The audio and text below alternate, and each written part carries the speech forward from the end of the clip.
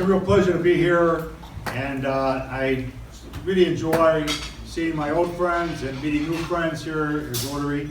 And Eli's going to talk a little bit about inspiration, but you know, Rotary is not just about individuals. Rotary itself is inspirational. And I just want to share a little story with you about how I met Eli. Of course, I met him in Rotary, but you know, you meet a lot of people, but you don't get to know them as well as you'd like. But I took a job with the public defender in Riverside, giving up a very big job at Wells Fargo Bank. And everything I thought was going along really well at the public defender's office until I got called into the head of the office and was fired. And I thought, oh my gosh, this is kind of the end of my career because I was in my 60s. I didn't know where to turn to, and I looked at my friends in Rotary, and David DiGiulio was very helpful to me, and he introduced me to another lawyer, and I got a job with him at $15 an hour. And I thought, well, this is great. And I went down, I was a little depressed, and I went down to Eli's office, and he sat down with me and talked to me. He said, I don't know why you're working down there when I have an office here, and I'll give you $17 an hour. So I thought, well, this is great. And we became very good friends, and I was an associate there, and I thought this is going to be a great chance to learn more about the law. You know, we shared a common love for the law, and we took in every case that came along. It was, you know, a special of the month, and we had this really complicated case, and I thought, well, Eli's really going to help me a lot. He was a UCLA graduate, you know, and I said, what are we going to do in this case? He says, you see those books along the wall there? He says, you're going to go over there and start looking at them and figure out how to handle this case. Anyway, as a result of working with him, my life turned around, and he was very inspirational to me. So, from a personal reason as well as a Rotarian reason, it's a real pleasure to introduce to you a very good friend, a former Rotary governor, Eli Gauna.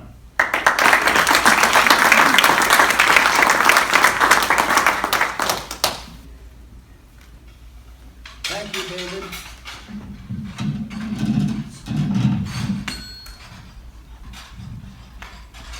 You know, as I was coming in this morning from Manhattan Beach, I noticed how beautiful the sunrise was in the Glendale Mountains. And I'm thinking, aren't we lucky that we live here and not in Texas and Louisiana at this time? How very blessed we are. David introduced me as Eli Gauna. My full name is Eliseo Daniel Guillermo Luis de Ricardo Gauna. I'm also known as Senor, etc., etc. You know that I was one of the original speakers to your club when you were chartered in 1988. And I always remember how you guys got off the starting blocks just great at that point in time. It was outstanding. David, thank you for that introduction. It's better than the one I received here a couple of months ago, where the introducer spent more time going over my bio than what I was going to be talking about. And at the end, after he went through all of the things that I had done, he says, now listen, you've got to listen to this guy. It's very important. Do you know that in one day he made $2 million? And of course everybody perked up, and I got up and I said, well, I'm a Rotarian, and you know, we tell the truth, and I want you to know it wasn't $2 million. It was only $1 million. And it wasn't me, it was my brother. And he didn't make it, he lost it.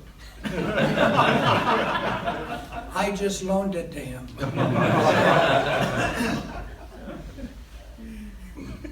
It is a pleasure being here with you this morning. I want you to know, I understand that there are some new members that here for the very, maybe only recently. I was seduced into Rotary by promises of fame and fortune. I was an attorney. The only Spanish-speaking attorney back in 1968 in the entire San Fernando Valley. I was being recruited by Lions, by Kiwanians, and Rotary. And the Rotary president at that point in time was Dr. Dubin. And he came to me and he says, Eli, everybody knows me as Eli, it's less easier than the long name. And he said, I'm a doctor and I've got a lot of patients who've got a lot of legal needs. If you join my club, he says, I'll send them to you. And well, okay. So I joined you as a network group, plain and simple. And I met the group at that point in time. The reason that Rotary won over Kiwanians and Lions and the optimists as well at that point in time was that you sang. I remember that, the singing, that was kind of neat. It was kind of different. And I hung around for a while, and I remember that we golfed, we played poker. The group was a very social group, and that was fine and good. And it wasn't about maybe 3 years later at a district assembly that I found out something. Joe DeFato, who was the district governor at that time, had invited a lot of children from a home, and remember we used to call them Mongoloid children? The term we now refer to them as challenged. Well, he had invited a whole group of them to come to us, and we sat at each table. Now, I knew they had existed. I had seen them. I had seen them in restaurants. I had seen them in lines, but I had never met one. Well, I'm sitting there at the table, and there's this young lady, and I got to meet her, and I touched her, and she touched me, and it made all the difference in the world. That's a segue into the story I want to tell you. 1989, I'm at a governor's training session, and Skip Kreidler told a story that kind of I identified with, and it meant Skip shortly thereafter passed away with cancer, and I knew he had cancer, and I called him up and I said, Skip, I know that you told us a story, and I want to be able to tell you that same story that you told us. And he said, okay, I'll give you a license, and I want to tell it to you. I want to tell it in the first person because I was you. He gave me license. Here's the story. 1960, Oklahoma City. I'm a Rotarian, a Rotary member for about a year and a half. And I'm having fun, doing the social, paying my dues, showing up for lunch. And all is going well. And one day the president of that club, he came to me, and Pete was his name, and he says, Skip, I need your help. We're taking a group of orphans to a park and a lake for a day outing. And I need somebody to pick them up and bring them to the park and the lake. Will you do it? And I says, that's a good idea. That sounds so like something we do. When is it? And he says, it's Saturday. This Saturday? And I says, I'm sorry, I can't do it. You see, Saturday is my day. I fish on Saturday. Doesn't matter if there's no fish, lots of fish. If it's raining, it's snowing, it's my day, and I'm not going to give it up. And I'm sorry, but maybe another time. And he says, no, Skip, he says, he told me, not this time. You've been a member here for about a year and a half, and you pay your dues, you show up, but you never participate in any of our programs or any of our projects. I'm not going to take no this time from you. I've even asked my brother, who's a Lions, to take a group of kids out.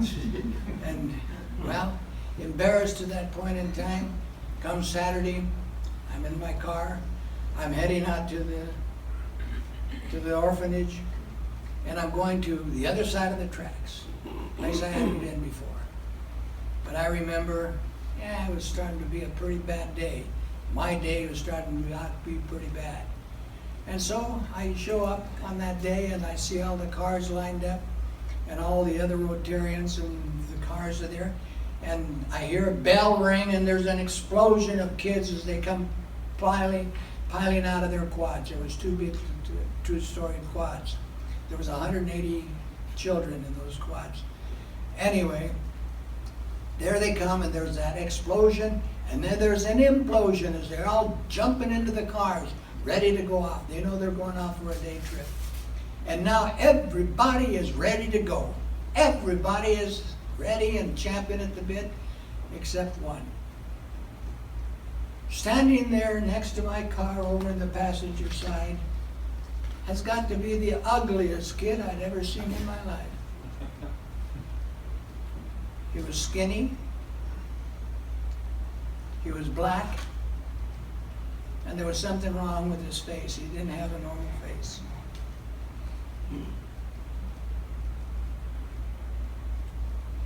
The only place for him to be was in the passenger side over in my car. They had to coax him to get in the car. He got in the car, closed the door, and off we go. And the three that are in the back are just elbowing each other and giggling and laughing and having a great time. All of them eager and happy to be here, except one. Here's this ugly kid, double ugly really. He's plastered up against the passenger side door, and he's looking straight ahead. Ah, my gosh, now what turned out to be a bad day is it just got worse. I'm thinking, and here we go, and we're off on our way. And I'm thinking as I glance over him, I try to get his conversation going, something. The ones in the back are having fun all by themselves, and he won't say anything, won't look, he's looking straight ahead. And I'm thinking, you know, he's not ugly because he's small. He's not ugly because he's skinny. He's not ugly because he's black. I wasn't raised that way. He's not even ugly because of the look on his face. That's not a normal face.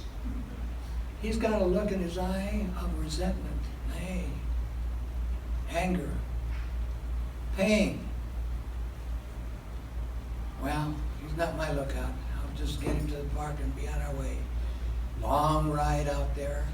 We finally got out there, and now there is another explosion as the kids are jumping out of their cars and going to different age group activities that have been designed for them. And everybody has got something to do. Everybody, except one. The ugly one is standing there, and the people are talking to him, trying to get him to go here or there, but he's not moving. He's not moving. Well, it's not my lookout. I'm going off to have a cup of coffee and a cigarette. Back in the 1960s, everybody smoked. Do you remember those days? Anyway, he's not my lookout. I went about my way. Every once in a while, I'd look out and grab, and the kids are all doing something. All of them. They're doing something, except the one. This ugly one is sitting there on a bench all by himself, not being involved in anything at all. Well, he's not my lookout. And I'm doing what I just hanging around, hanging out as the kids call it today. And something happened at about 10:30, a whistle was blown. And all the kids were told to line up, we're gonna give you out some brunch, some snacks. We called it brunch when I was in school. And they had cookies and donuts and orange juice and things for them to eat. And I just happened to notice, and why I have no idea, all the kids were lined up and they're getting their stuff. And then the ugly one, when he got to the front of the line, all the kids would push him back. He'd get up again and they'd push him back. He'd get up again and push him back. I'm thinking, wait a minute. I don't know, something moved me maybe. I says, this isn't right. And so I did the thing that most of us would do. I went up and I grabbed him from the back of the line, took him to the front of the line, glared at the kids, they backed off, and I got him his cookies or whatever it was that he wanted to get. And then I took him over to the table and we sat down, and I'm trying to make conversation, nothing from him. Anyway, I said, that's enough of that, and I'm on my way. And then that morning, I noticed that he was standing watching the kids play what I would call baseball with a soccer ball, soccer baseball, where a kid would roll the ball, guy would stand at the home plate, kick the ball and run the bases. And they're all changing their time. Each one's taking a turn doing that. And he's sitting there watching this.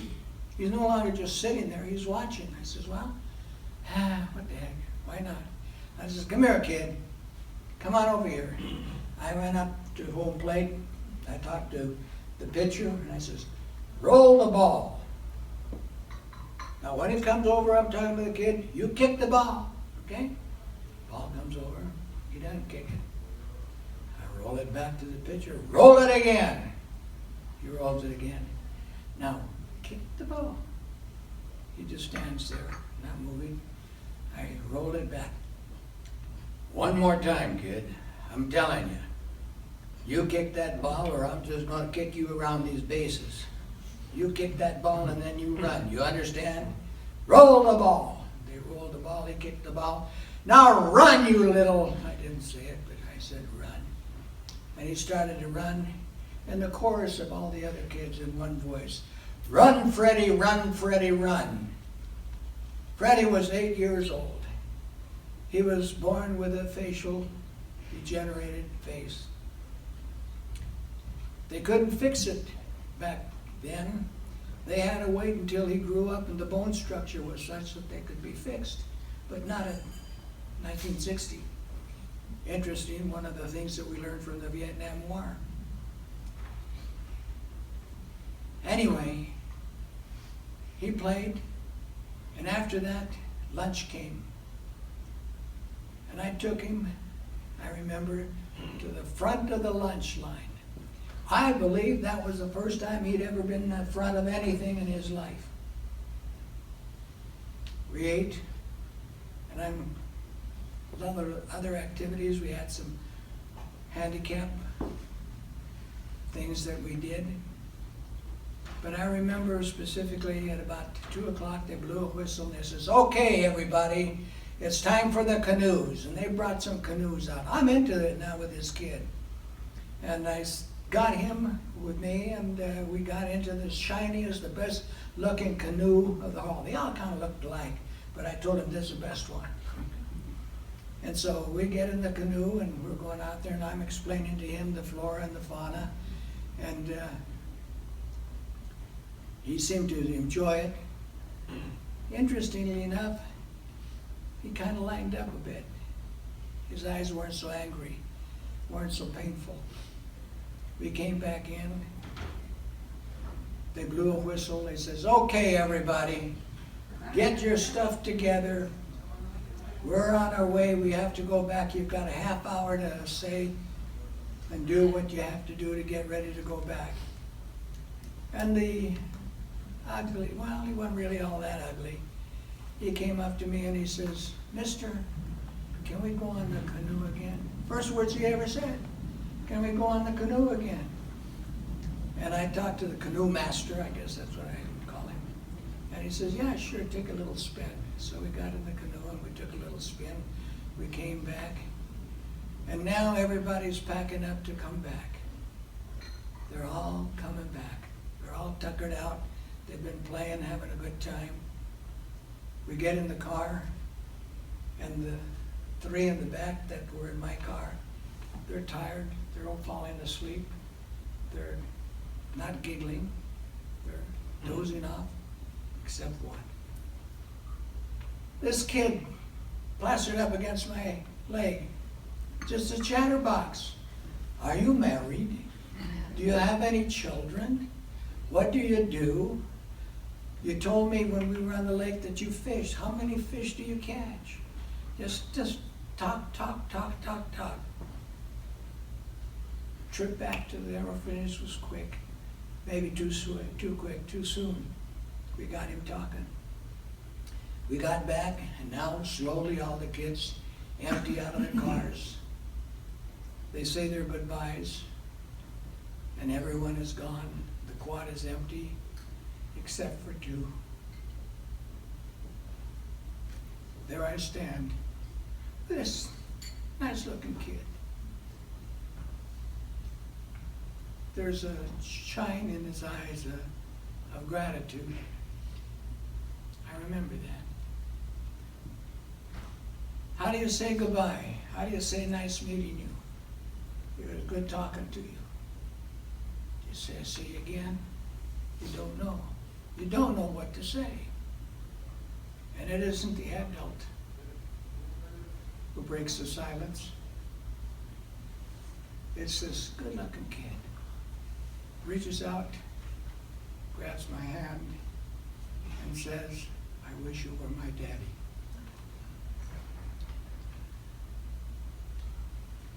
Something happened in that day, in that afternoon.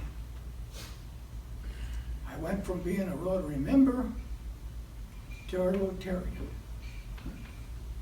The ugly one was not the kid. It was me. I didn't understand.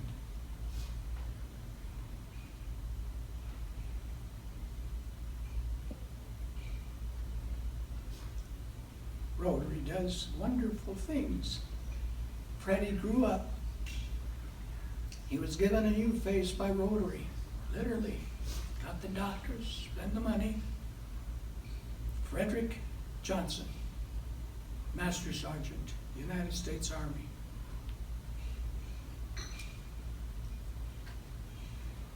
Lots of ugly children in this world. They come in all ages, in all sizes, in all needs. You do a good job. Thank you for having me.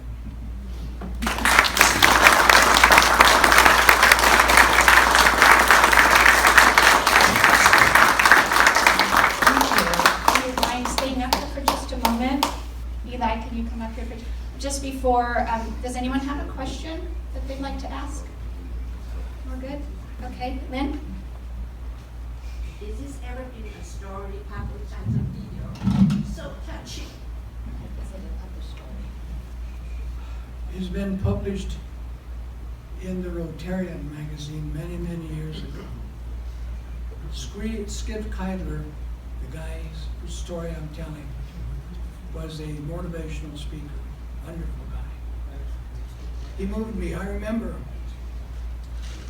I shed tears, and I don't cry easy. And every time I tell the story, I remember it. It's still a grabber. And I hope it's done something for you in understanding why you are here and why you do what you do. Never forget that. You are a blessing to the world and to each other. Thank you. Well, and on behalf of our club, I did want to give you this gift. It's empty. It's empty. It's full of Meet love. me afterwards. So it's full of love. No, there's something in there. But it's representative of you are here today. You made a difference in our lives. And the bracelet in here was made by a woman across the globe trying to raise her family out of poverty. So good is the new cool is our theme, and that's what that's based on. The one act you had today has ripple effects across the globe. Thank you. And I'm so glad that you, Rotary in 1987, allowed women to come in. I loved Rotary so much, I always wanted to hug and kiss a Rotarian, but until the women came in.